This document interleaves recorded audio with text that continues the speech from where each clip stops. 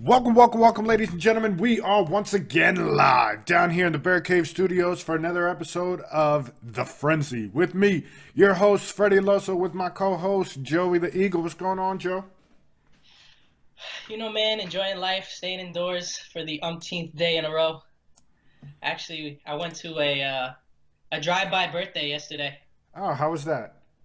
It was N- interesting. I Now the had no times are idea what I different? was getting myself into. Apparently, you're supposed to put like balloons and stuff on the car. I didn't know about that. You're supposed to come with signs. Didn't know about that neither. He's one. It's not like he can read the signs, but Right. hey, Okay. That makes, uh, yeah. Or that and he even knew that you were there. Yeah. exactly. But no, the best thing about it is in true Puerto Rican fashion, everyone was on their social distancing until like the beers and food came out. Of course. And what I was told is they were gonna bring it like my cousin was gonna just bring it to the car, hand it off, keep it moving. Right. No, people started getting out. Of course. You act like you're surprised. Like, No, I listen. All right, that was not what I expected. I brought my dog thinking it was just gonna be a drive by. no. He wanted to get out, so I got out, but I stood my ground. I got out, and I from a safe distance was just saying, I was giving the presidential wave to a lot of people. Gotcha. That makes sense. That makes sense. But they got comfortable. I think they were gonna stay there for a couple of hours. I was like, It's no, like, now, that's you okay. know what? I gotta go. It's time to Yeah, get out of here. yeah. I went. I was probably there for like 30 minutes. Said hi to everybody, and then that was it. Yeah. Yo, Went on about so my business. what have you thought about this Last Dance documentaries? We're on, what was it? Last night was 5 and 6. What have you Yeah. thought so far? So the first four episodes. I mean, obviously, first of all, I cannot watch them when they're live Hmm. because there's too much stuff going on. When I Right. watch something like that, bro, I can't be bothered. Like I don't want Like the you, dog to no be up. distractions, nothing. I don't. Yeah, I don't need my girl to be up. I don't need the neighbors to be talking. I don't need the grass to be getting mowed. So I watch it. I watched last night's episodes at 11 and 12. Okay. So I didn't go to bed till like 1:15. Um, so I have to say, last night. What would you say? We're on one, two. We're on 5 and 6. No, 5 and 6 was last night. Yep. the fifth episode with all the Kobe stuff in it too. At the beginning. Yeah. And that episode hit deep. Yeah. I was watching that, man. I was in my feelings last night. You would have thought I was watching The Notebook. I was out there. I I was cried. like, ah, someone's cutting onions at midnight. This is Yeah, man, ridiculous. that was really rough to watch. I thought it was cool to see the dynamic of how Jordan and Kobe were a lot closer than I think, at least I understood at the time because I was still really young. So Right. it was cool to see that Jordan was kind of kicking game to Kobe and showing him the ropes and even Kobe said, there would be no me without Jordan, so don't Right. ever compare me one on one to him. So I thought that was cool. I got a little tired of the Isaiah Thomas thing. I feel like he's just holding on to it for dear life. Like you weren't on Who? the dream team, bro. You'll be Jordan or fine. Isaiah is holding on to it. Yeah, yeah, yeah, man. Like it's done with, bro. They try. I think last night brought up a good point in that it's not just Jordan. Like since Yeah. Jordan was the biggest name, they attached it to him because that's Yeah. the sexier story, Jordan versus Isaiah.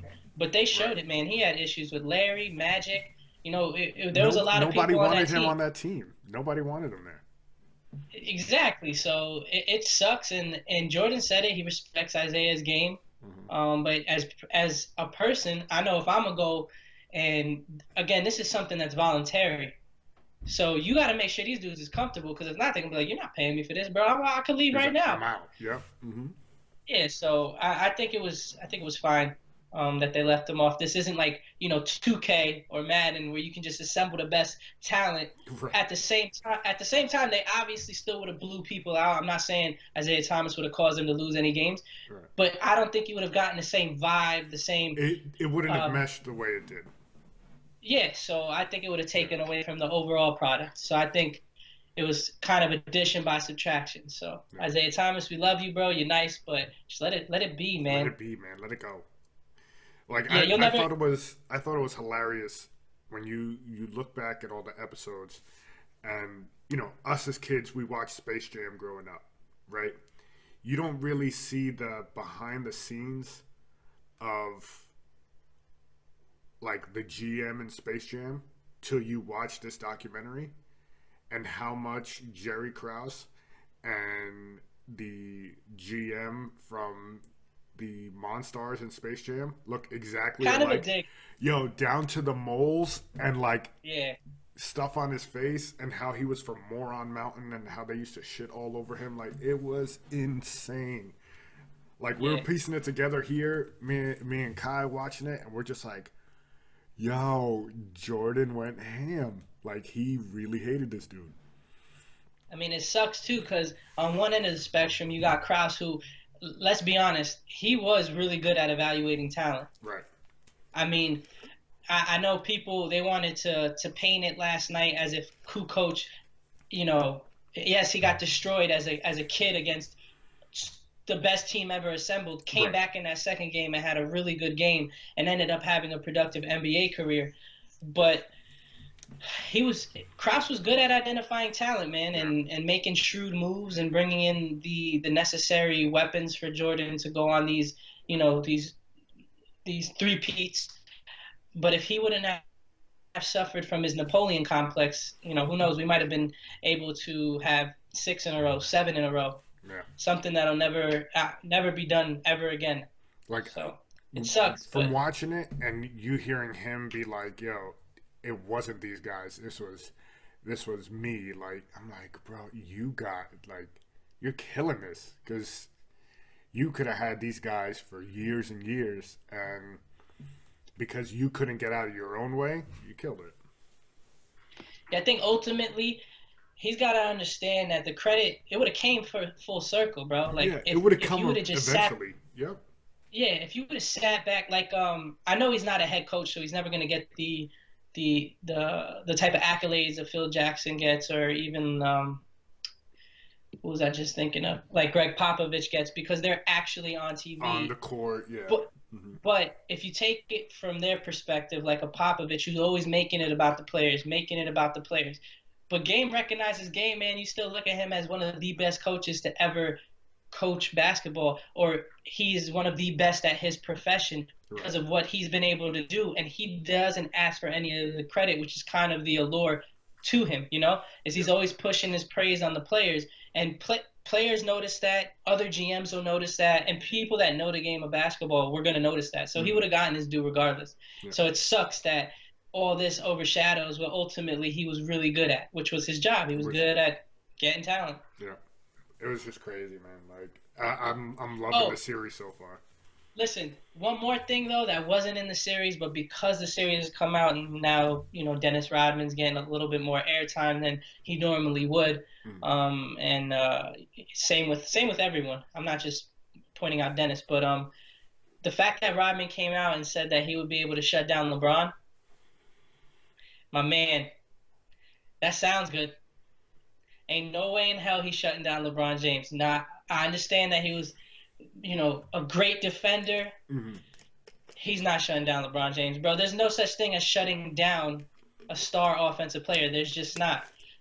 For any player, if you're a dominant offensive player in this decade, you would have been dominant in any decade. I don't want to hear it. I know the same thing was said about Curry.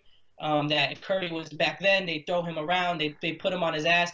All these players are great. They would have adapted their games. The There's no the defense same way for Jordan did. Like when he yeah. first came into the league, to He put weight on. yeah, he had to put weight on to get past the Pistons, and then to go against Now, the Knicks in the '90s.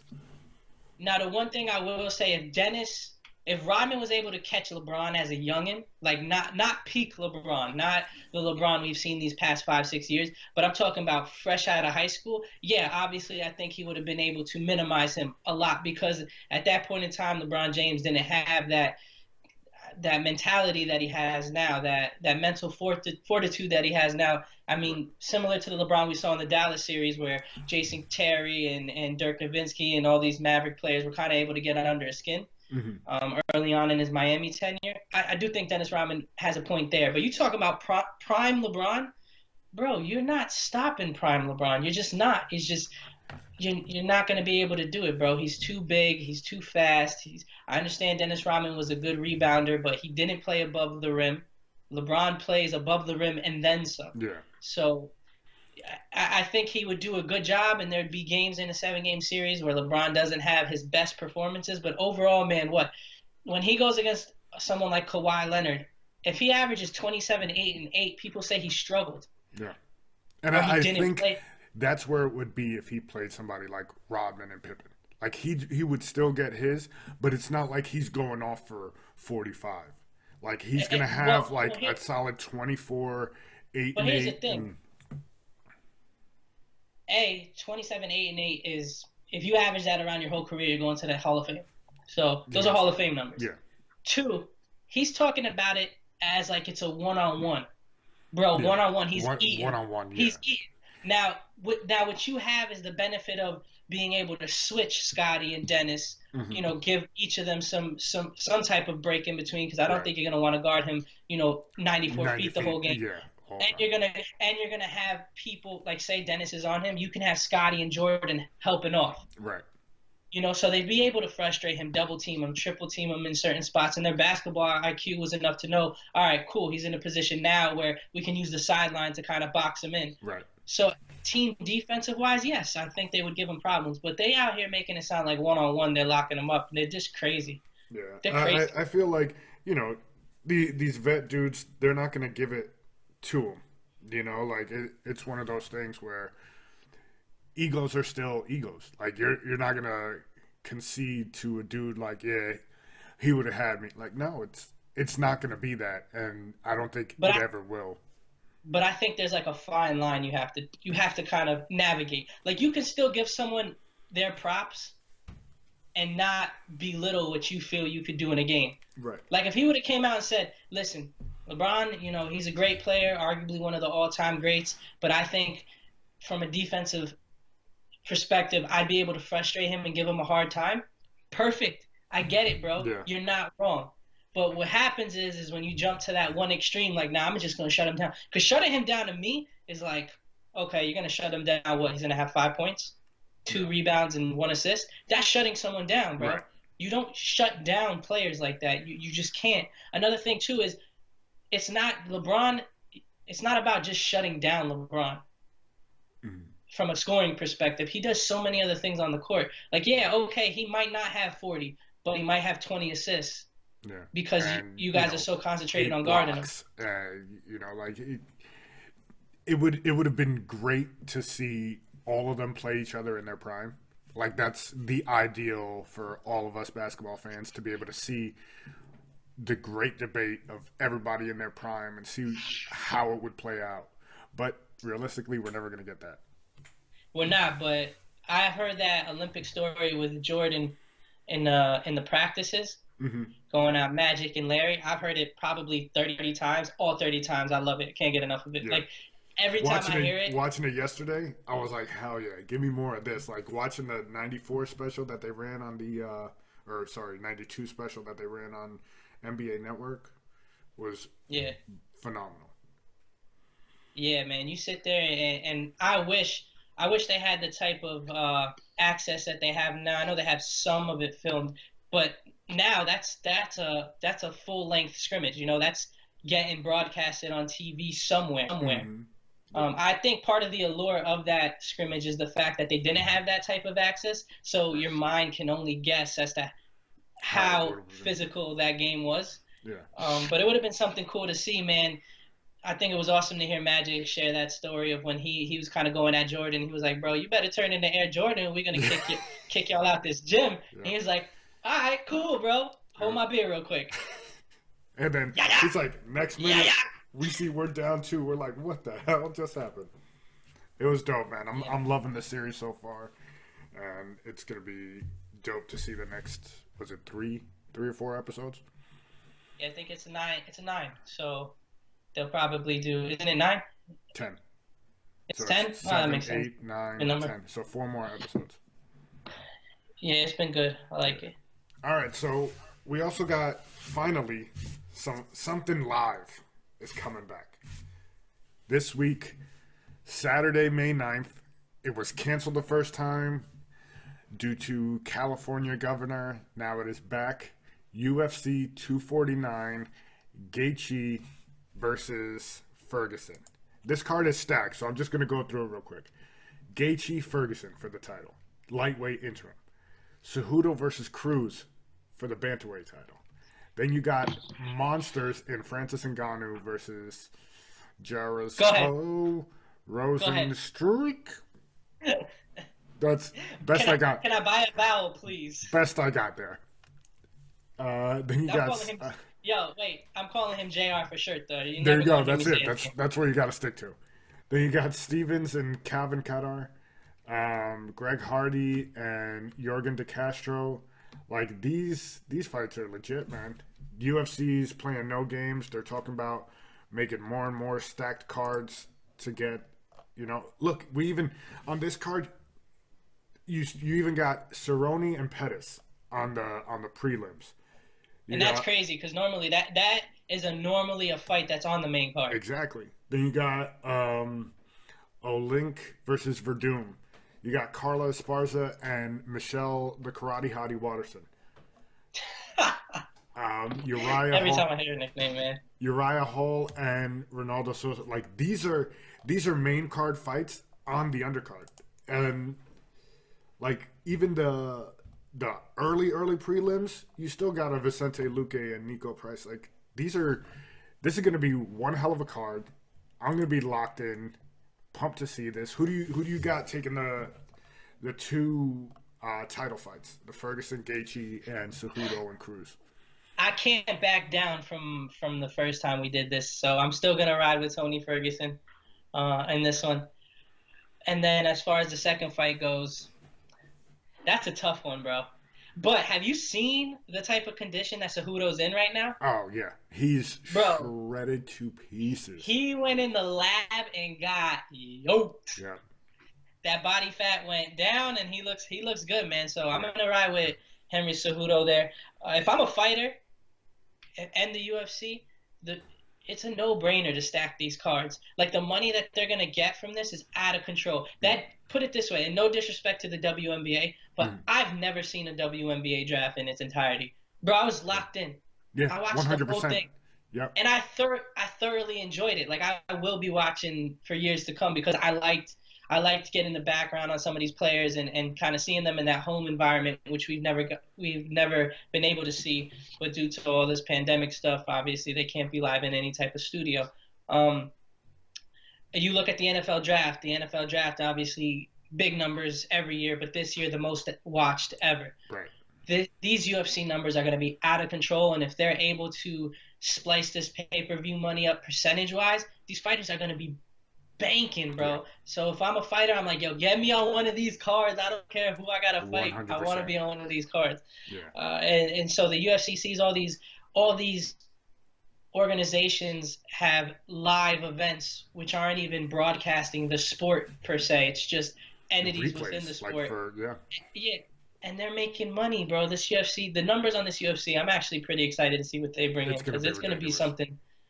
Yeah, it's going to be something serious. And you stack these cards, bro, and it's a way to draw in all of these people that are on the fence about your sport or really have never seen your sport and they're giving it the first time. You want to put the best product you can out there. So they don't have time to be putting fighters that they're like, we'll give them a shot and see how it works. Yeah, no. All these cards are going to be stacked as hell.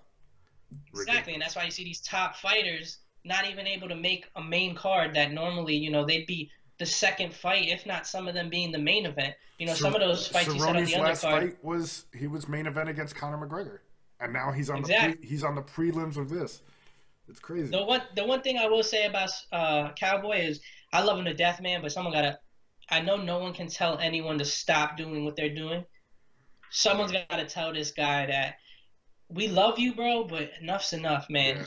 Yeah. And I say that only because I'll never say that about any other sport besides boxing and fighting. Like, bro, if you're a basketball player and you want to wear those basketball sneakers until they won't pay you anymore, cool, bro. Golf, hockey. Well, hockey's a little physical, so maybe hockey. But there's certain sports like fighting, man, mixed martial arts. Now you're talking about your health. When you stay past your prime or when you stay like it's too late, bro, it's not, oh, man, you had a bad game. You'll get him next time. What happened when he got into the cage with Conor? He got destroyed. He got knocked out in the first round. and they're gruesome, bro. They're gruesome knockouts. Somebody needs to save that man from himself. I know, and you hear him, and he's such a likable guy. He comes Yeah, out and he's always like, man, this is what I like to do. This is what I was born to do. Okay, bro, but you need to find another hobby and yeah, fast, 100%. because I like you, and I want you to be able to spend time with with your with your kid, Yeah, who I is, if I'm not mistaken, is really young. yeah. He's probably like 3, maybe at this point, 3, maybe 4, somewhere around there. He's a baby. Like, enjoy your life. Like, these dudes, they don't see when it's too like you can't be half pregnant here. No, When you because fight, you you get got to into be all bro, in or you're out, and you can't half-ass it because that's your life. yes, if you get into the ring and you're half pregnant, as you say, Hmm. bro, your mouth is gonna be Yeah, sitting on one end of the ring, one and your hundred face is percent. gonna be sitting on the other. Yeah, man. So I'm sticking with Ferguson, and I think even though Cruz has been off for a while, I think he's gonna pull the upset and take that belt from Cejudo. So it's gonna be an interesting matchup when that comes up. Now we've got Korean baseball organization starts tomorrow, the 5th. They're coming back. Players are wearing masks, empty stadiums. We've got MLB talking about mid to late June for a return, and they're looking to get 100 games in this season. So I'm kind of pumped to finally get some baseball back. Like, I miss it. I miss coming home and being like, yo, Yankees are on. Just let it run in the background as I'm doing stuff. Like, I miss that atmosphere and being able to watch it. Like, I can't wait for it to be back. I miss it, but I hope they don't push it um too soon. Right. You know, because if you put these players' health at risk, or if something doesn't go according to plan, which obviously they are going to have a plan, and they're paying people that are really smart a lot of money to make sure that this thing doesn't Right. backfire. Yeah. So I just hope it all works out. I know there's not a vaccine for it yet, but if they can find a way to speed the testing process up and have an abundant amount of tests. Another thing that they have to be careful for too is that they don't come off as if they're putting these athletes and their sport above Above the everybody rest else. of the population. Yeah. You know, if people in a certain town are struggling to get a test, and a regular one, I'm not talking about one of the ones now that comes out and you get the results faster, just a test, Yeah. and then but then you go and you ship the MLB, however hundreds of 30,000 tests. thousands, Yeah. yeah, of tests in order so they can get their organization ran. I think it kind of sends a bad message, and Yeah. I think people at baseball and other sports are smart enough to realize that that's not the avenue they want to go down. So we'll see what happens. Like you Yeah. said, I miss it. I miss watching. Shoot, at this point, I'll take a cricket game. I Yeah. miss watching Give something me sports something. related. European soccer is also starting up this week, so that was a Saturday morning thing for me, being able to turn that on and catch those games from over there, and they're starting to ramp up slowly and surely back over in Europe. We got the NBA looking at coming back later in June, around the same time as MLB. Individual workouts are starting, I believe, this week. Later this week, teams are able to open up their facilities and start bringing in individual workouts with players. So they should be starting to ramp up now. I think the Heat. I think Miami already opened theirs up. Did I think they? I read something about that. Yeah. Yeah. Yeah, the thing I'll be interested to see. Obviously, diehard baseball fans are going to tune in regardless. Hmm. I wonder how the MLB feels though. I know normally when their season gets kicked off, the NBA is kind of dwindling down. Right. You've got like the playoffs and then the finals, and then everybody's in like baseball mode after that. Right. I'm curious to see how long into the baseball season basketball goes, because I'm sure they do not want to go against the NBA, and kind of battling it out for viewership with them is not going to end well. Yeah. Well, they also talked about the NBA looking to start next season, the 2020-2021 season, in, I believe it was said, early December. So they're looking to get this whole year in, the rest of the regular season in the playoffs, and then the start of next year in as well.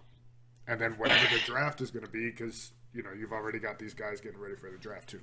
So I have a question, right? Yeah. And I was thinking about this the other day. It hasn't happened yet to any of the sports, but it might happen to baseball, and it might crush my little soul here, but it might happen to football. Say, for whatever reason, the football season isn't able to go on. Right.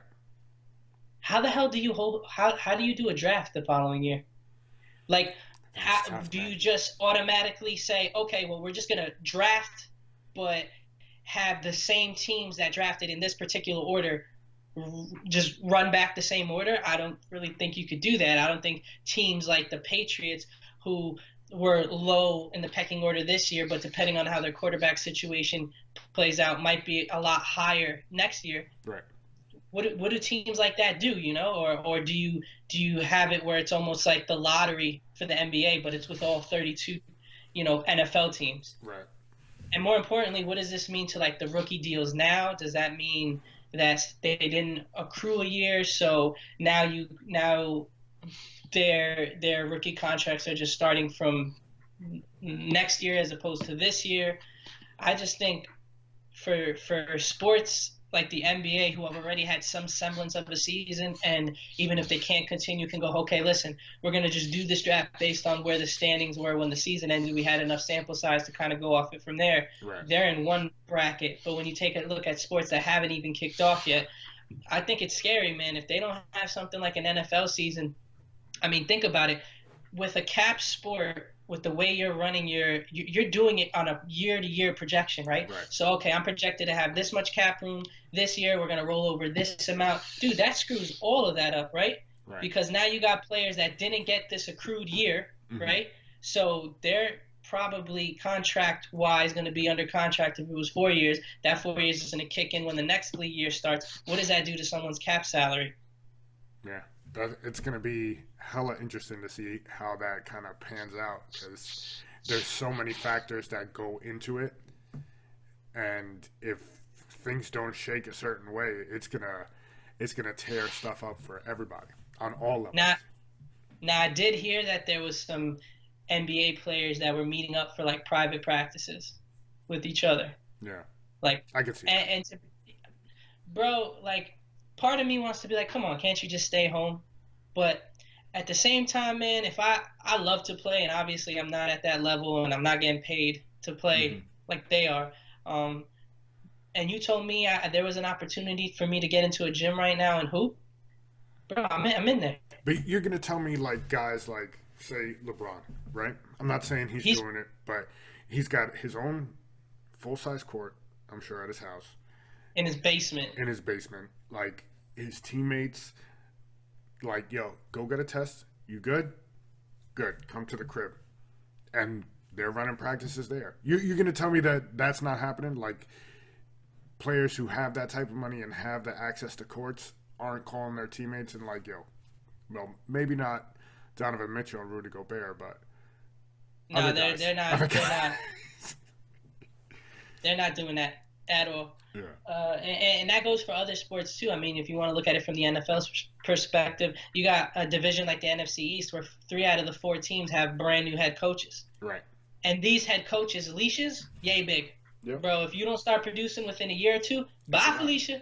So they're out there like, Mike McCarthy's out there calling Dak like, yo, I know it's against the rules, bro, but put me on Skype real quick so I can kind of go over this playbook. I can kind of watch you work out, go over some things. Is he calling Dak now, or is he calling Andy Dalton? No. Listen, we'll get it. Who's he calling? I mean, it's up to you. We can get into that. Let's get into it, man. Ain't no shame in it. He's calling Andy Dalton right now. He ain't calling Andy Dalton for nothing. I think it was a really good move by the Cowboys to get in a veteran quarterback like that. I think Andy Dalton's a lot better than people give him credit for. He's been in a tough division his whole career. He's been in an organization that routinely runs every player they have into the ground. Yeah. He hasn't had a healthy A.J. Green, which was his best weapon in years. We've seen that when he does have the adequate weapons. He's not a superstar, but if you put it this way: if you started him with the Cowboys offense as it's currently constructed, when you've got CeeDee Lamb, Amari Cooper, Zeke, and you've got all these weapons, and we'll see how the offensive line plays out now that Travis Frederick's gone. But you give him weapons like that, Andy Dalton will put up numbers. He can ball out. Like, people forget that Andy Dalton has won playoff games. He has had winning seasons and playoff runs. And, they'd always wind up in Pittsburgh and get knocked out by Pittsburgh. But, like, he could ball out. He could put up over, 3,500, 4,000 yards and 20-plus touchdowns a season. Like, he's no slouch. If you call it a hot take, call it what you want. If I'm going into a playoff game, right, and I'm putting myself as the Eagles, obviously, and we're going in and we're playing Dallas, right? I'm more scared of Andy Dalton than I am of Dak Prescott. I was just about to say the same thing. Do I think Dak Prescott is a good quarterback? I do. But I honestly think with the weapons that Dallas has, that the way I think Andy Dalton's a better pure passer as far as being able to stay in the pocket and make plays, and give his receivers a chance to get the ball and make plays. Where Dak Prescott is obviously better on the run. I don't think he's a bad quarterback, again, by any stretch of the imagination. But if I go into that game and I'm facing an Andy Dalton with a year under Mike McCarthy with those weapons, I'm more scared than I am of playing Dak Prescott. And maybe it's because I've seen Dak Prescott already against certain teams in playoff environments, and he really hasn't done anything where I'm like, I think they beat the Seahawks 2 years ago in the playoffs, if I'm not mistaken, and he had a good game there. But something about Andy Dalton, man, I do not want to see him in the playoffs with that Cowboys roster. Yeah, man. Also, NFL schedule is coming out this week. Word on the street is there will be no international games this year. So I like those London games too, man. Yeah, it's looking like there's going to be no London games from people who have kind of seen No Mexico City. No Mexico City, nothing, man. Until this is kind of all figured out and there's a vaccine or something, I don't think we're going to get to see anything like that. So I can't help but think, right? The NFL, when they make it such a unique experience to watch the game on television. Right. Like, they have these cameras that are in all these different angles. I mean, these cameras are going on top of the field, panning over it, right? I'm so curious to see what they do, because you cannot for a second truly believe that they are going to broadcast a game and in the background you're just going to see empty seats. I'm not saying they're going to put fans in those seats, but I'm very curious to see how they spin the production of these games. Because they're not going to do it the same way. I refuse to believe that they're going to go, okay, they're going to do it from that little side profile angle, and then right behind the players, nothing. Yeah. But who knows? Like, the way things are progressing and the way things are falling, every day is different with this virus. Who knows that by the time September rolls around, we aren't at full capacity at stadiums again. Like, we don't, like, I don't think it's realistic, but I'm saying it could happen. It could, like, it's the possibilities here. Fred, all I'm going to say is we've had a lot of time off, and whatever type of drugs you've been doing on the side, it's your business. I'm not going to judge you. Yeah. But we ain't having fans in those stadiums in September. No. It's going to be weird to watch, but I can't wait to at least watch something. I'll start with UFC this weekend. Yeah, it'll be. I'm running full speed ahead with it. Now, yeah, what kind of word going around the rumor pages and all that stuff is that the Baltimore Ravens are holding a spot open for AB. Should he be reinstated? How would that offense look to you if you add AB to an already high-powered Ravens offense? Does that get them over the hump against Kansas City or even Tennessee, who they lost to last year? Got kind of blown out of the water against Tennessee. So there's a couple. I mean, he has been throwing with Lamar Jackson. There's been pictures out there of them two kind of chilling. Then there's the Hollywood Brown aspect of it, where they're obviously cousins. Right. So you have that working in their favor too. Put it this way, I think if the Ravens, Antonio Brown is no slouch, but he just isn't reliable. And I don't mean on the field. Obviously, on the field, he's productive. But if I'm a GM, if I'm a head coach, if I'm an organization, I'm not bringing this dude in with the anticipation that he's going to get us over the hump. If that's what you're banking on, bro, you're going to lose your job because he's shown it over these year, 2, 3 year stretch where he's just a self-sabotaging, destructive person. Right. If I'm the Ravens, I'm really worried that yes, on the field, amazing talent, but is he necessarily what you want to bring into that locker room?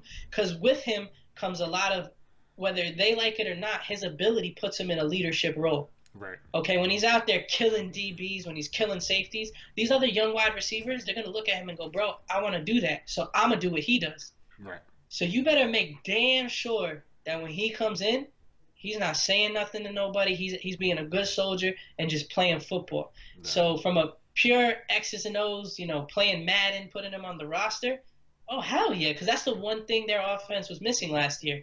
They had an amazing running game. We'll get into their draft a little later when we recap the draft real quick, but they don't have that downfield target. I know Marquise Brown, he was a rookie, and he's going to make that, I think, a pretty huge second step this year. But if you can put him out there with an AB, I mean, how can you not like that addition? But again, sometimes, and especially football, I don't know what it is. It's the locker room dynamic. Maybe it's the fact that there's so many players and personalities involved. Right.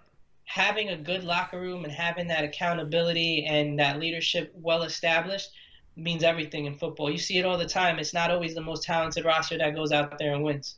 Yeah, it's true, man. It's going to be, I think, the Ravens are going to continue to come into their own. They got better on defense, but it's still Lamar Jackson. He ran over everyone come regular season, but playoffs, after that week break, that first round bye, that second week against the Titans was they ran into a juggernaut, and Lamar didn't look like himself. He's overthrowing guys, underthrowing guys. His run game wasn't getting going. It was just everything didn't seem to click like it was at the beginning of the season, and now you lose one of your main offensive linemen in Yanda.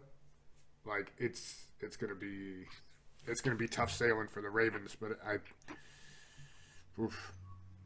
it's gonna be interesting. Here's my thing though, right? Mm-hmm. And I think Lamar Jackson, yes, he had a bad game. The Ravens in general had a bad game. Everyone expected it to be a Goliath matchup between them and the Chiefs. Right. But I do think part of it, it's kind of, Lamar Jackson is kind of a victim of his own success, right? When he got drafted, when the Ravens traded with the Eagles to get back in the first round to get Lamar Jackson, everyone said, okay, cool. It's a project. We'll see how he works out. He's very fast. We're not sure if he can throw the ball. Right. All this stuff was out there, right? Mm-hmm. Then he comes in, shortly after Joe Flacco takes that seat, and he starts lighting it up. Yeah. And not just with his legs. He has games games where he had against the Dolphins where he had like 5 touchdowns before halftime throwing the ball. Ridiculous, yeah. Mm-hmm. So we went from calling this guy a long-term – people were calling him a long-term project. Yeah. I mean, hello, that's why he was available at the end of the first round. That's why even the Ravens passed on him once. So don't make it seem like the Ravens did Chiefs Pat Mahomes and said, no, for sure this is our guy. We're going to go up. We're going to get him in the top 10, even though, a lot of people aren't projecting him to be what he is. This is who we think he's going to be. Right. Ravens thought they had something, but no way they thought they had what they turned out to have. Mm-hmm. So you have a Lamar Jackson in a situation where now he's lighting people up both through the air and on the feet, and the trajectory of his career and what people expect from him completely changes. Right. Now he's no longer that project, that developmental piece where he's going to take 3-4 years before he's even a reasonable QB1. Right. Now everyone's expecting him to go out there and just kill people like Michael Vick 2.0. Mm-hmm. So I do think people need to find a medium with him where, we thought he was a project. He's definitely not. But at the same time, the dude's young. Yeah. He's still in the infancy of learning how to play the quarterback in the NFL position. And then this year, he's also going to be the Madden cover boy, which was already announced. Listen, that covers Fuego too, man. It's dope. That cover Now, is off the chain. now, what were some of your big takeaways from the first round of the draft? Like, if you guys got to watch along with us, thanks for tuning in. Like, it was a good time being able to kick it with the Eagle, watching the draft for the third year Yeah, man. together Listen, and it was shooting cool. it For for you those of y'all guys. that tuned in, man, we really appreciate it. Yeah. What kind of sucked this year is we've been doing it so this is our third year. The Mhm. first 2 years, it really wasn't a thing. I'm not saying people weren't doing it, but what I'm saying is these major networks weren't doing it. You feel Yeah. me? Like, so people couldn't go down and sit in and watch a Zoom with, Jerry Rice in one box, Kevin Hart in the other box. Yeah. So that was a little tough to maneuver. But the first round, man, I think the NFL draft is funny because everyone wants an instant reaction, right? Everyone Right. wants to know, and we're gonna do it. We're gonna pick who we like the most, the least. None of that matters, man. And I take it back to when the Seahawks drafted Russell Wilson and 3/4 of the Legion of Boom or whatever it was. Right. That one year, everyone was killing them in the draft. Yeah, They like why are took you're reaching on this guy and yeah. yeah, Hmm. Sherman was a quote unquote reach. Russell Wilson was a quote unquote too small, even though his offensive line at Wisconsin was the third biggest offensive line in the entirety of football, both NFL and college. But I digress. When you do these drafts, people want to put such a quick stamp on it, and you can't. You got to sit back. You got to see how it plays out. I mean, there were teams that I thought, you take a team like Dallas. As much as it pains me, to say that they get a player like CeeDee Lamb that just falls into their lap. I mean, that's why to me the first round is the best form of pure reality TV you're gonna get. Right. There's no script. Nobody knows what's gonna happen. It's just off the cuff, and then you see players get drafted, and you're like, wow, like the Raiders taking someone like Arnett, who people were projecting to be a second, third round guy. Yeah. Then you see moms pulling girlfriends off of players. You see CeeDee Lamb pulling his phone from his That's my girlfriend. baby. It got real. You got Jerry Jones from his, evil lair in his freaking yacht. Yo, Listen, listen.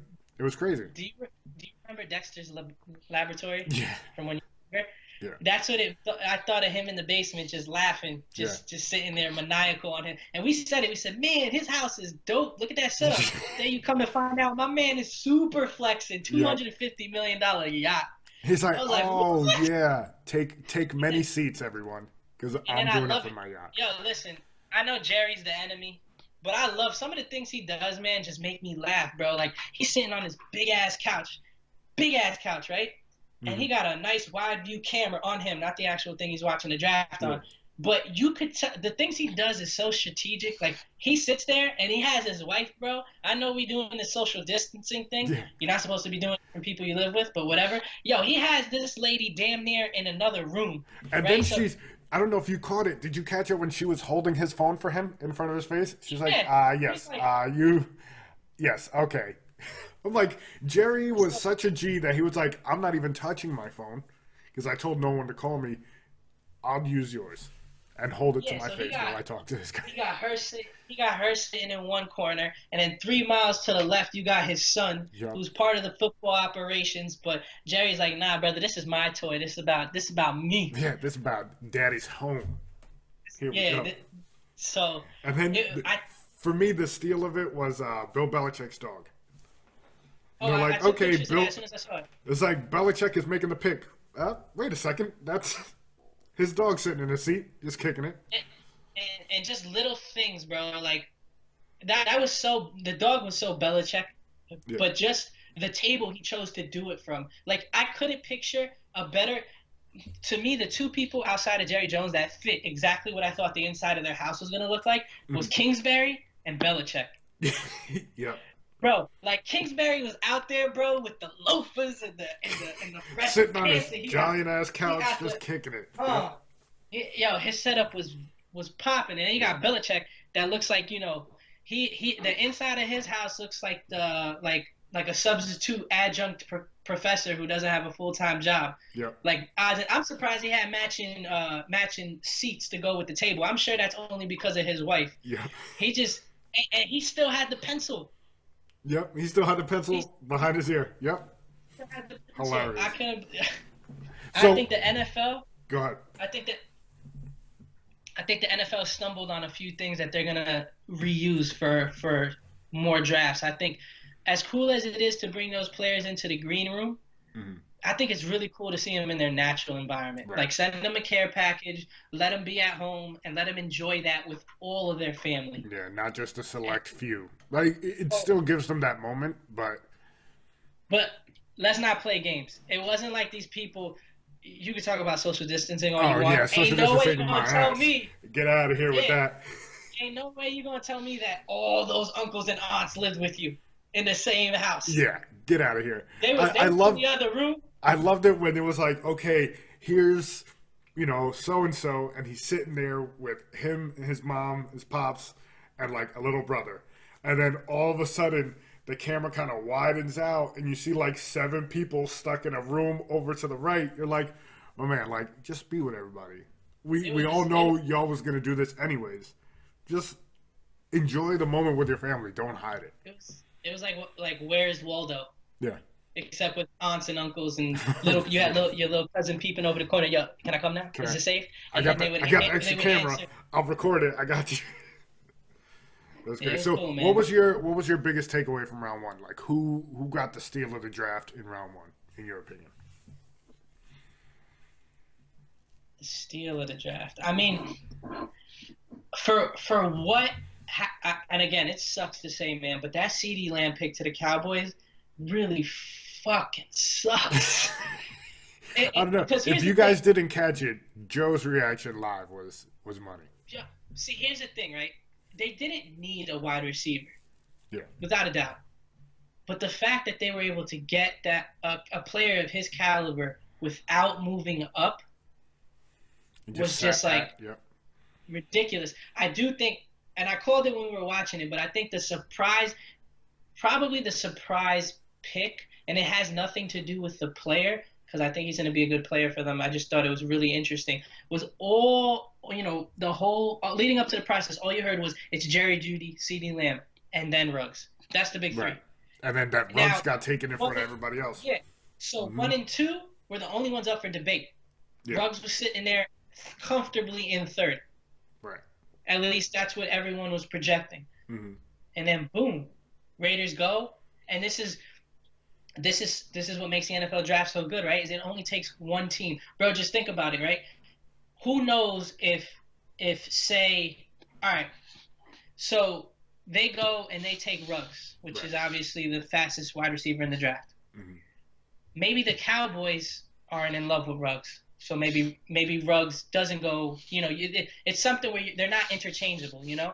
Just because one player goes someplace, that doesn't mean that when that next team is up, even though they go to the same position, it might not be the type of player that they're looking for, the profile that they're looking for. Right. So another thing, you hear that the Eagles are looking to move up. That was some of the rumors that were going around. Whether it was true or not, they'll never say. But that's besides the point. Say they were, and I believe, in my opinion anyway, that they were. Hmm. However, I do not believe that their wide receiver one going into that, whether I agree with them or not, is a separate thing, was CeeDee Lamb. I just don't. Right. Because if you look at it, right, they wanted to move up, and their whole emphasis was getting speed, which they ended up doing, and we'll get into that when we go over individual teams. Was they ended up going with Jalen Reagor. But I feel like the wide receiver they were definitely hot on was Ruggs.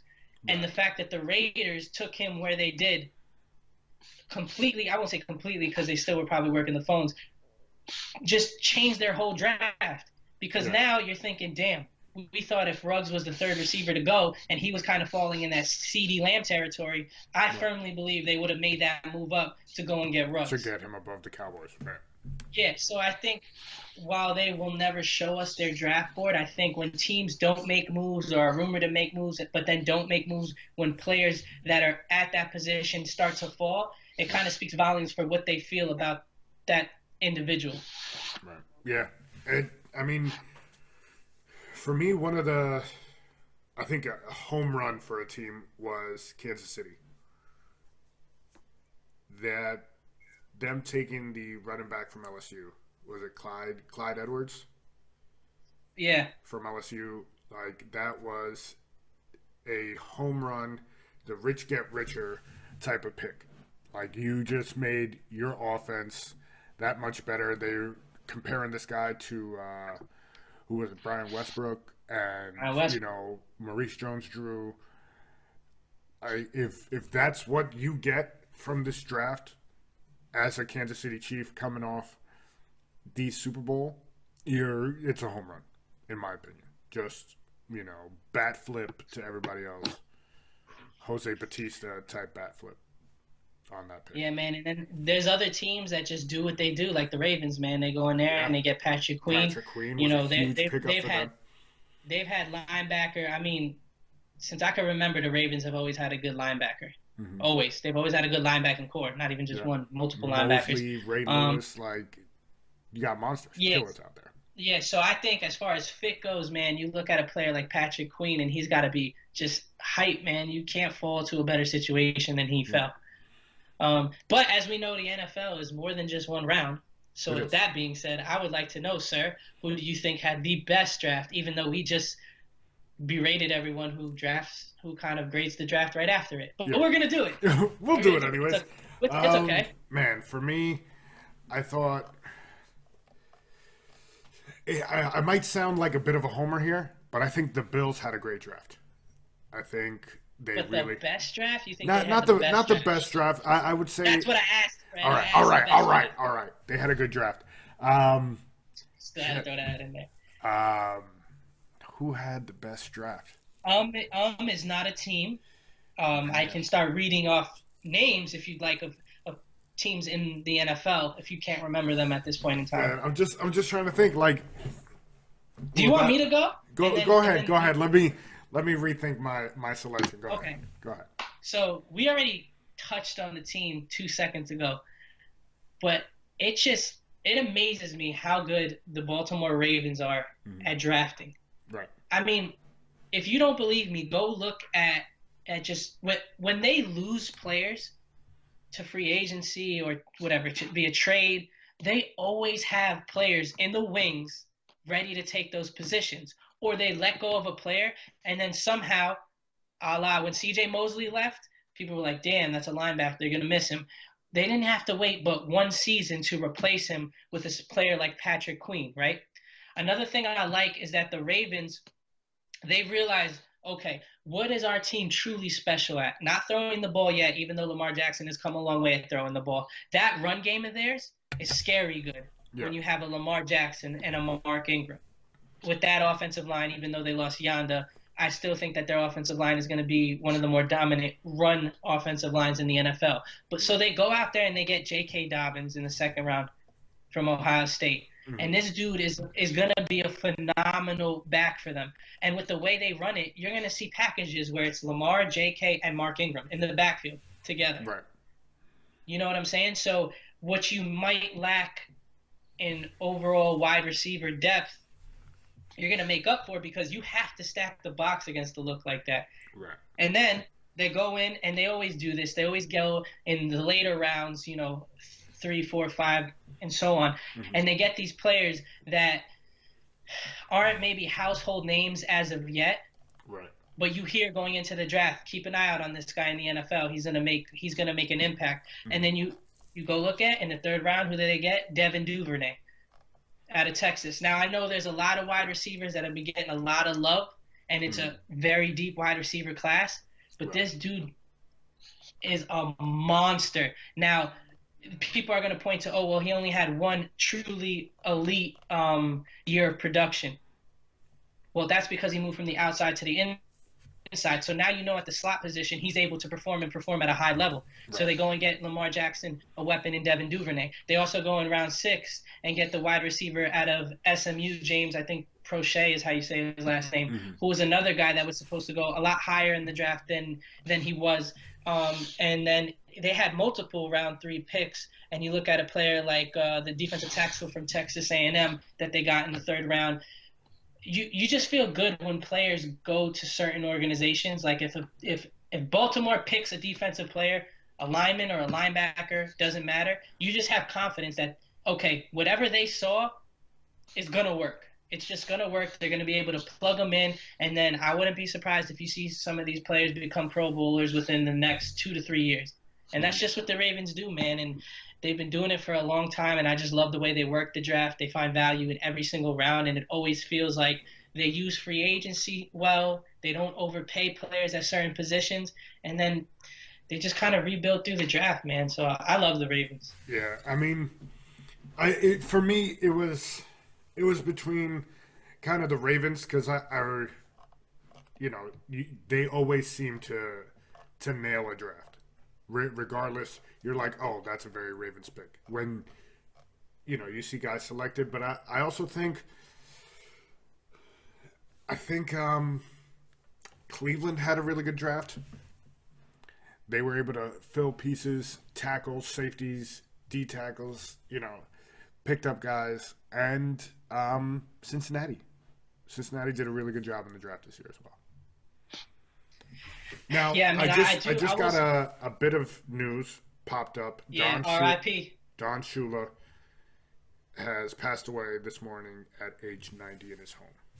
So condolences to the family. If I'm gonna go out 90 at the house, that's the way to do it, man. Now, Yeah. I wanted to get your thoughts. The Jalen Hurts pick for we're your gonna do Eagles. this right now, bro. We got to do it, man. We're almost an hour into our episode here. What did you think of your Eagles taking? So how about this? I'll go through what the Eagles picks. You go through the Bills picks, and then we'll go through the teams we thought might have missed the mark in terms of what we thought that they were gonna pick. So You cool with that? Yep, Bills. We took AJ Spencer, Zach Moss, running back out of Utah. Hold on, Gabriel Davis, Jake Fromm in the 5th round. Tyler Bass, the kicker out of Georgia Southern. Gotta draft you a kicker. Yeah. Isaiah Hodgins, wide receiver out of Oregon State, which I think was a good pick for them at that spot. Dane Jackson, cornerback out of Pitt. And that was it for the Bills. I thought them taking Esponza at where they did in the 2nd round, pick 54. The kid's a 1st round talent, and they got him in the 2nd round without having to move up. He's not going to be a guy that shocks and wow you, and is not going to have like 30, not 30, but 20 sacks in a season. He's going to be that utility guy that you need on that line to go with Oliver and Phillips and Edmonds and all that stuff. It fits perfectly to their system, and I think it was a great pickup for them. And then with Moss, you get a backup to Singletary, and you just lost Frank Gore, who just left, so a little plug and play there. I think the Bills did a really good job here, and I'm excited to see how these pieces work out for them. Go ahead. So just a little tidbit. I think you're gonna be pleasantly surprised with Gabriel Davis out of UCF. Right. I think he's unfortunately, when you have a draft that's heavy on one position, obviously players at that position are going to fall a little further than their talent would suggest otherwise. So I think Gabriel Davis, I'm interested to see. What's interesting to me is when I look at the team's drafts in totality, you get a good sense of what they were looking for. And for a team like the Bills, you have wide receivers in a John Brown, you have wide receivers in a Cole Beasley that are kind of, I know John Brown is a bigger vertical threat, but they're smaller wide receivers. Right. John Brown, because of his speed, can be a deep threat, but Cole Beasley is more of over the middle safety blanket. You've got 2 wide receivers now that you guys drafted that are a little bit bigger. Gabriel Davis is bigger than the kid from Oregon State. He's also a bigger wide receiver. Yeah. So it'll be interesting to see how your offense evolves. I actually think for the type, again, when people draft, especially when they draft wide receivers for quarterbacks, you have to look at the skill set that the quarterback has, okay? You're not going to get a guy that runs a 4.2 if your quarterback doesn't have a freaking hose for an arm, Right. because then it doesn't make sense. Yeah. And I'm not saying Josh Allen doesn't have a hose, so bear with me. Dude got a rocket. Gotcha. But my point being, his biggest knock was fitting it, in the breadbasket. And when you have a wide receiver like John Brown who can stretch the field vertically but isn't exactly tall or have very explosive a catch radius, Right. it can be a little tough for him to get the ball. Mhm. But when you have these bigger wide receivers like a Gabriel Davis, a little longer, not as fast, but a bigger room for error, bigger margin of error for Right. a quarterback like Josh Allen. Mhm. So I'm interested to see, now that he has some bigger targets to work in there, if his yards per completion take a significant spike up with another year of seasoning and, like I said, with bigger weapons. So I do like what the Bills did in the draft, and with that man Tom Brady gone, someone gotta step up. We gotta step up at this point before Yeah. somehow they retool. Yeah. So obviously we're gonna go over the Jalen Hurts picks in the second round. In the first round we went and we took Jalen Reagor. Now you saw me at first. I was not shocked, but when you hear something over and over and over, it kind of gets drilled in your mind. Right. And so you kind of, when it doesn't happen, I wouldn't say I was mad about it, but I was just so confused, because this whole time, right outside of hearing Joe Burrow going number 1, Right. everyone and their mother said Justin Jefferson was going to go to the Eagles. That there was even the thought that if the run on wide receivers goes too early, that the Eagles would look to jump up and their presumed target would be Justin Jefferson. Now, I told you plenty of times, I don't think they trade up for Justin Jefferson. Right. What I do like about the pick is, at least I can have the clarity of mind as a fan, knowing, okay, this is who their guy was, regardless.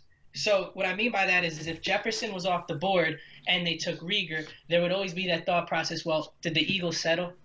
And I'm not saying they settled for a player of lesser or more talent. I'm just saying, based off of their draft board, did they get quote-unquote stuck with the 4th wide receiver? Evidently, he was a lot higher on their board than he might have been on others, because you have the opportunity to take a player in Justin Jefferson and you take a Jalen Reagor. Now, this goes back to what I said on Josh Allen. You have to draft based on the skill set and what you already have on the team. Right. We have Dallas Goedert, Zach Ertz, Jeffries, we'll see, but a player like Greg Ward, who, these are all intermediate wide receivers, okay? They take up the middle of the field. If you watch Justin Jefferson, and again, I was here banging the table saying I'll take Justin Jefferson, and to this day I'll say I would have been fine with that selection. Right. But if you look at it, our offense was 12 plays drive, 13 play drive, 14 play drive. In the NFL, that's very hard to do and score consistently doing. Defenses are too good. You play against a good defensive team that starts to get a beat on what you're doing, it's really hard to matriculate every drive down the field. So we needed to get faster. Jalen Reagor provides that and some. I'm not going to sit here and say I watched a ton of tape on him before the draft, but after the draft, sat down, said, let's watch. Let's see what he's going to bring to the table. A lot of times when people say, oh, you need a bigger wide receiver, I don't necessarily agree with that, because you can be a big wide receiver and still not be a go up and get the ball type of guy. You know what I'm saying? Like, you could still be a big wide receiver and not strong and big enough to you don't play to your height. Right. When you watch a player like Jalen Reagor play, yeah, he's 5'10", 5'11", whatever, but my man is 195, 200. He's not built slight of frame. Like, if you look at like the Judys and that a player that's taller than him, not by much, but considered okay to be on the outside. Reagor's, he's built like a running back. Right. Dude's he also just, based off of sheer athleticism, the dude's a freak. Right. I was 40 at the combine. They said he put on 10 extra pounds, so whatever. But he goes and he runs a 4.2 on his virtual pro day. Do I think he was a 4.2 guy? Probably not, closer to like that 4.3 range, but that's still stupid fast. He's got a 45-inch vertical jump, and if you watch him on film, bro, he goes up and he gets the ball. He reminds me a lot of Steve Smith when he was on the Panthers. Right. Not the Steve Smith that was on the Giants. In that Steve Smith, when you looked at him, yeah, he's a small wide receiver. You know, how you going to keep throwing jump balls to him? But he used to go up there and grab them Right. and muscle people. Mm-hmm. And then you look at what type of Deshaun Jackson and Carson Wentz played one game together. And in that one game, Deshaun had like 165 yards and 2 touchdowns and Right. 2 bombs that were 65 yards. That goes to show you that Carson Wentz has the arm strength capability to make big plays. You need to find weapons for him to do that. And I think having a wide receiver like Jalen Reagor checks all of those boxes. Was it a little high for him? Time will tell. But I do think for what they were looking for and what the offense needed, at the end of the day, I can't be mad at the pick. We needed a wide receiver, and he has all the attributes that we needed. Right. Now comes the second round pick, and everyone knows they took Jalen Hurts. Mm-hmm. Again, I'm not going to say that's what I would have done.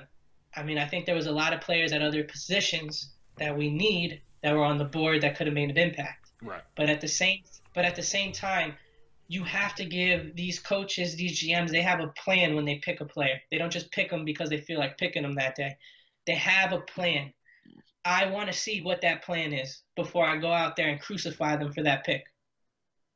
I don't like them saying, oh, you know, we were going to take Russell Wilson and we didn't take him and look what he turned out to be and we don't want that to happen. I don't like the reason that Howie Roseman keeps throwing around because to me, that's not what I want to hear. But again, if he goes out there and they show that they have a package for him and they're able to – Doug Peterson is he's a creative head coach when it comes to offense. So if you have a thing where Jalen Hurts and Carson Wentz can get on the field at the same time, and I'm not a big X's and O's guy, so I don't know how defenses in the NFL level, I'm sure they'll be able to scheme and find a way to beat it. But just another added dimension, another layer that you can add in.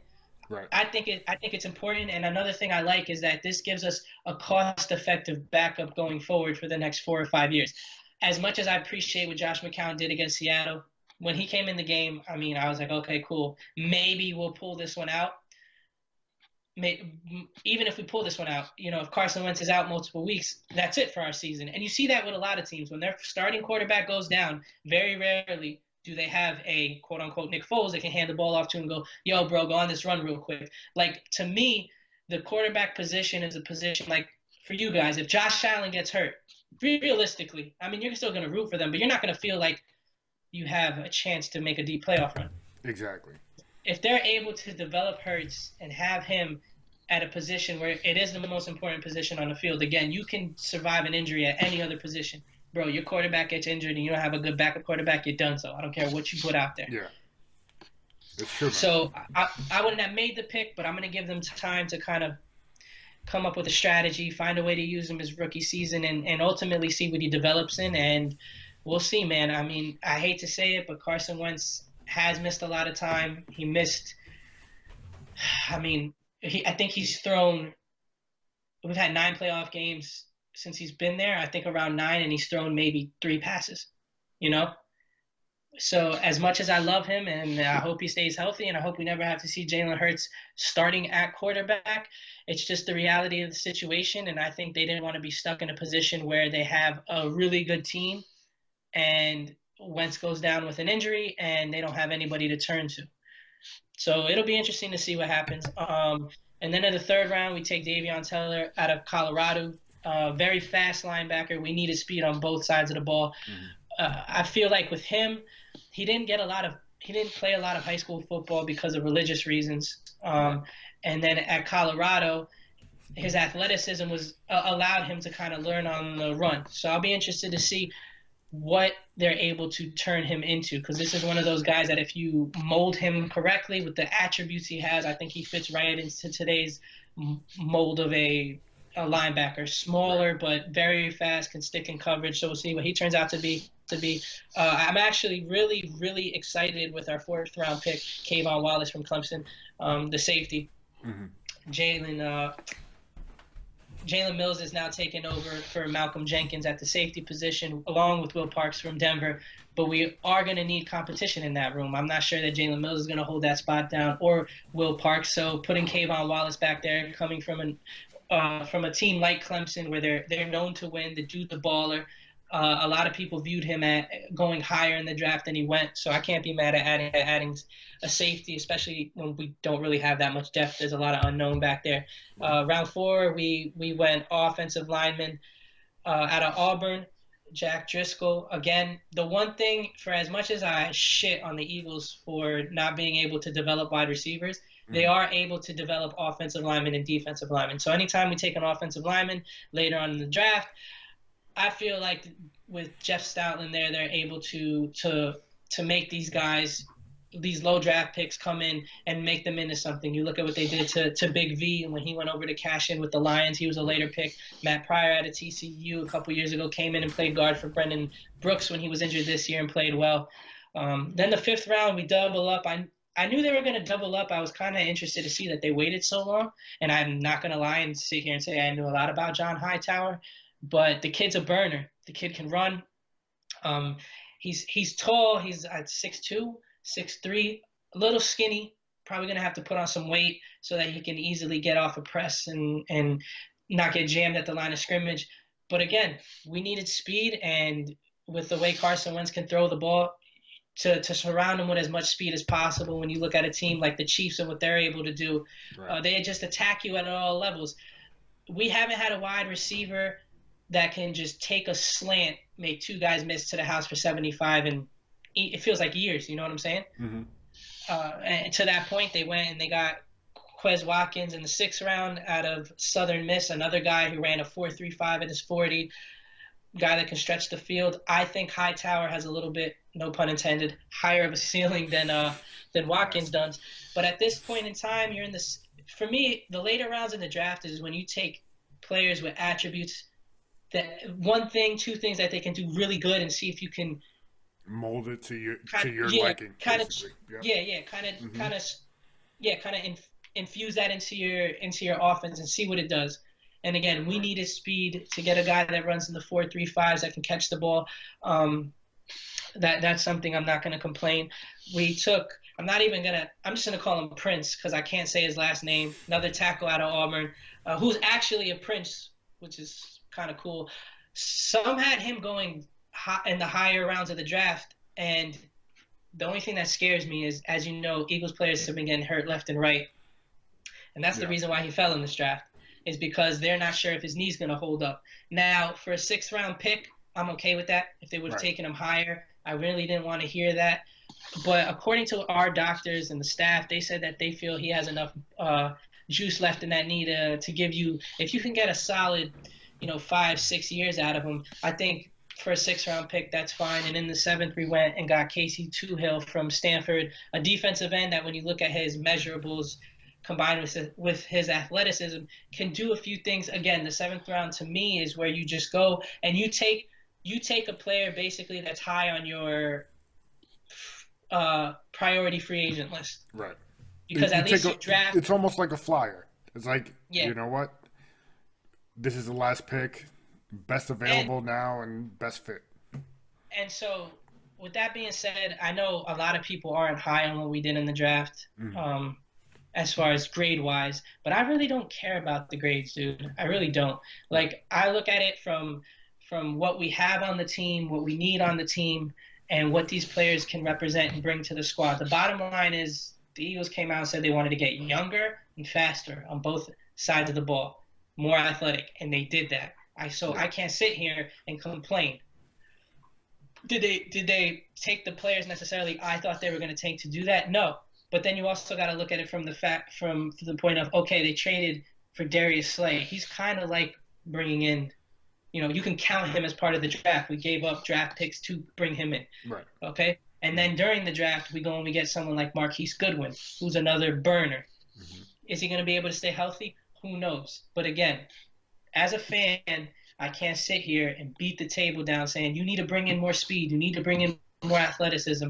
And then when they do that, not give them the chance to show me what they're going to be able to do on the field. Right. I think this is going to be ultimately. I think this is all on the coaches, and what I mean is they've said they wanted a certain type of player. You got them now. Now it's your job. We've had a different offensive wide receivers coach. I think four out of the last 5 years, or 5 out of the last 5 years. It's up to these coaches, man. You look at a team like the Patriots. Bill Belichick, every time he drafts, I feel like he's going all around getting these players that aren't in their top 100 available. But because he knows what the hell he's looking for and what he's doing, he always gets C's, C pluses. They always go look at what they grade in his draft. What was it? Second round, they took a kid out of. I've never even heard of the school, but listen. Kyle Duggar, the safety. Yes. Okay, he's D2, and he went extremely high, bro. Freak. Yeah, no, I watched his tape after they showed it. I'm like, okay, Belichick clearly knows what he's doing, and it was a great pick. I think I like Duggar. I will say this too. You also have to. I think more interesting than the Jalen Hurts pick, because it's already been talked about ad nauseum on every other podcast, radio station, is supposedly it comes out that the Eagles, if they didn't have Hurts on the board, were going to either draft J.K. Dobbins or Jeremy Chin.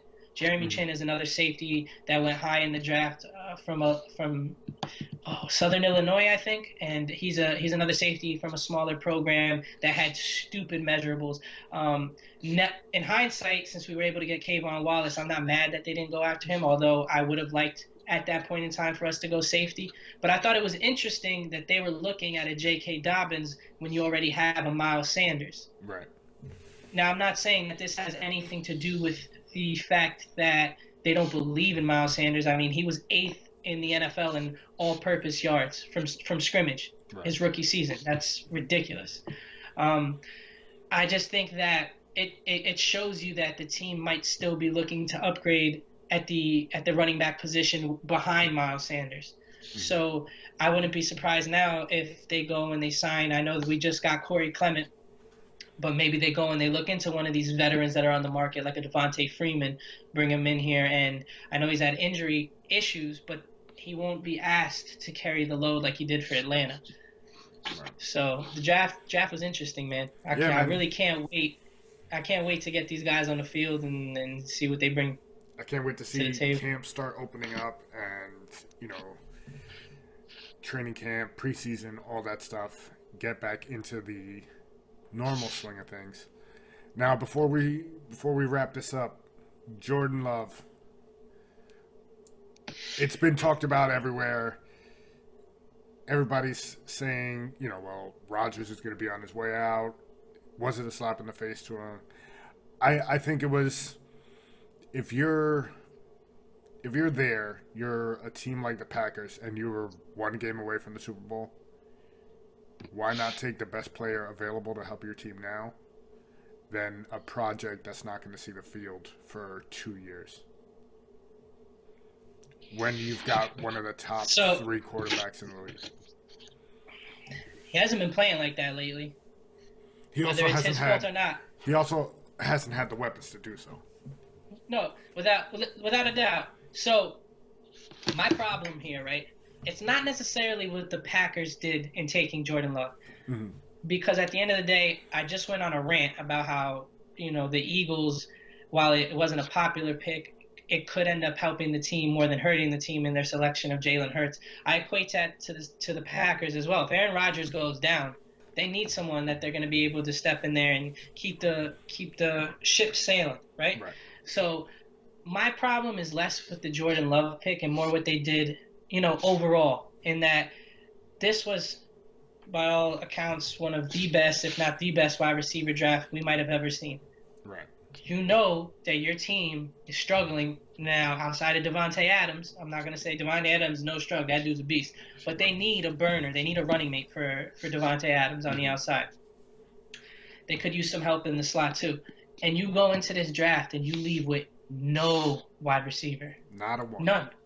You don't even take a flyer on a guy. If they would have went in the second round, and I know they went and they took a tight end out of Cincinnati, and who knows, maybe he turns out to be a beast. I really don't know much about the guy.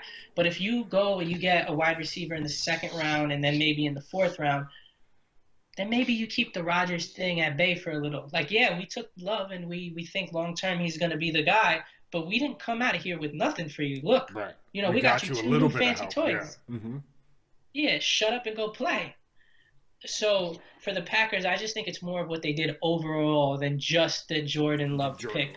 Everyone's everyone's out there looking for their next guy, man. The quarterback is an essential position, and if you believe the rumblings, Matt LaFleur, even though he's a young head coach, kind of got sick of Aaron Rodgers' stuff already, and I think this is his way of drawing the line in the sand and going, bruh, you're Aaron Rodgers, but this is my team. Yeah. This is my organization, and we're going to run it how I want it to get run. I think in 2 years, Aaron Rodgers is going to say deuces, and he's going to be out of Green Bay. I think very similar. Yeah, man. I think Aaron Rodgers is going to be up out of there, and actually that goes to who I thought had, in my opinion, I don't want to say the worst draft because that sounds a bit harsh, but just I guess the most head-scratching draft was the Packers. I mean, like you said, they were 100%. A game away from the Super Bowl. They have a lot of talent on that roster. I also feel like for some of their players, and you know this, I was talking about this kid 2 years ago, the A.J. Dillon kid, the running back out of Boston College. Yep. Dude's phenomenal. He's a beast.